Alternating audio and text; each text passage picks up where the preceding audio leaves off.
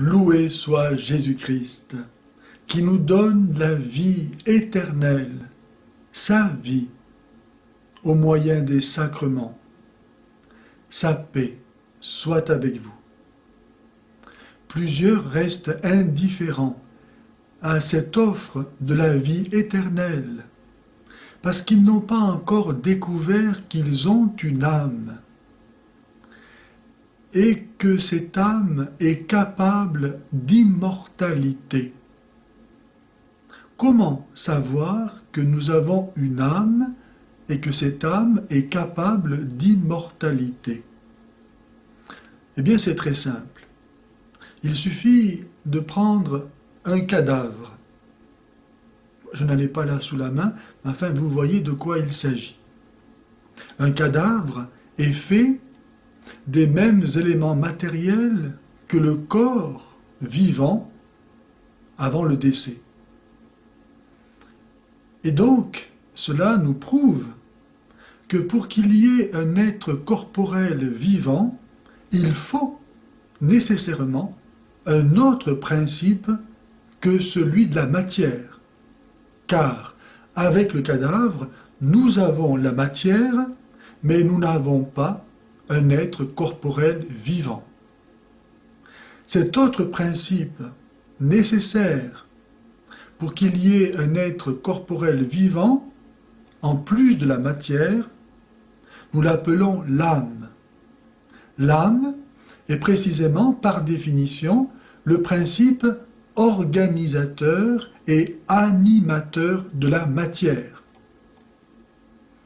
Lorsque la mort sépare l'âme du corps, le corps n'étant plus organisé et animé par la matière, voilà qu'il se désorganise, les éléments matériels se désorganisent et le corps n'est plus animé. Ainsi, il y a des âmes végétales qui organisent les éléments matériels selon une forme végétale et qui animent cette forme. Et on a ainsi, par exemple, des salades. Et puis, il y a des âmes animales qui vont organiser les mêmes éléments matériels dont sont faits les salades. La vache va manger la salade, mais vont organiser ces éléments selon une forme animale et vont animer cette forme. Et on aura ainsi des vaches, par exemple. Et puis il y a des âmes humaines qui vont organiser les mêmes éléments matériels dont sont faits à la fois les salades et les vaches, mais ils vont les organiser selon une forme humaine, et vont animer cette forme, et on aura des êtres humains. Voilà comment on montre que l'âme existe. Maintenant, comment savoir que notre âme est capable d'immortalité et donc peut recevoir ce don de la vie éternelle que le Christ nous fait en nous communiquant son Esprit Saint dans les sacrements? Eh bien, pour cela, il suffit de constater que notre âme est douée de deux facultés spirituelles que sont l'intelligence et la volonté. Par l'intelligence, nous connaissons des réalités qui sont elles-mêmes immatérielles, qui ne sont donc pas composées, et à cause de cela ne peuvent pas non plus être soumises à la dégradation, à la séparation des principes, comme la mort le fait, et sont donc immortelles.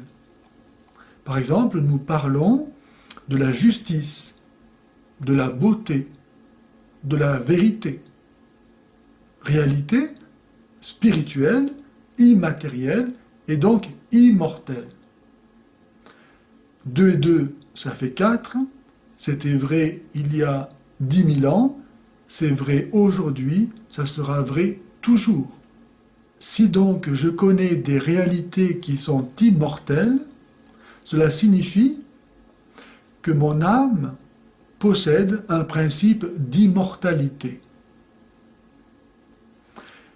Ensuite, par la volonté, je me détermine librement pour tel ou tel choix.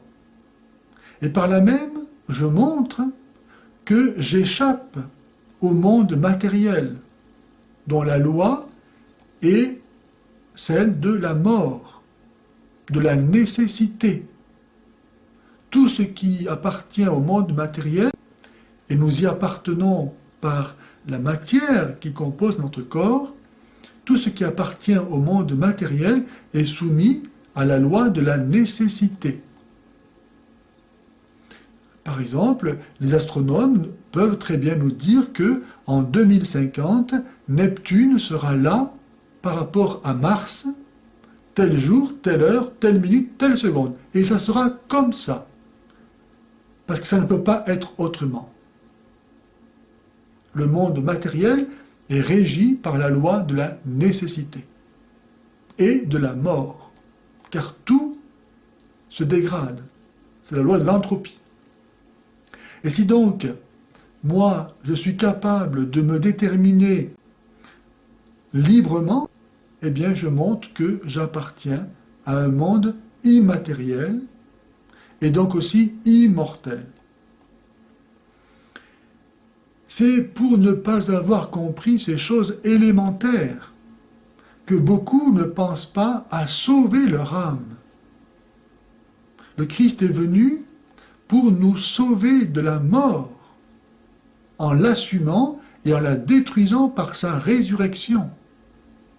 Voilà pourquoi c'est un malheur infini que de mépriser le don de la vie éternelle que le Christ est venu nous donner en nous donnant sa vie, ce que l'on peut faire par un seul péché mortel, c'est-à-dire par un acte, une pensée, une parole, par lequel je me détourne de Dieu, qui est la source de mon être. Si un ruisseau se coupe de sa source, si la source vient donc à tarir, le ruisseau va disparaître. C'est ce qui se passe pour l'homme lorsqu'il se coupe de Dieu, en transgressant ne serait-ce qu'un seul commandement, et une seule fois. Et comme il ne peut pas se redonner la vie à lui-même, s'il ne la reçoit pas de la miséricorde de Dieu par le Christ, eh bien, il est perdu. Nous sommes tous perdus, en fait. Nous allons tous à la mort.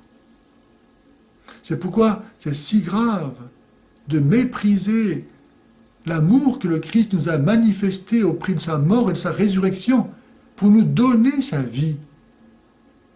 Si les gens savaient qu'ils vont en enfer, ils changeraient de vie.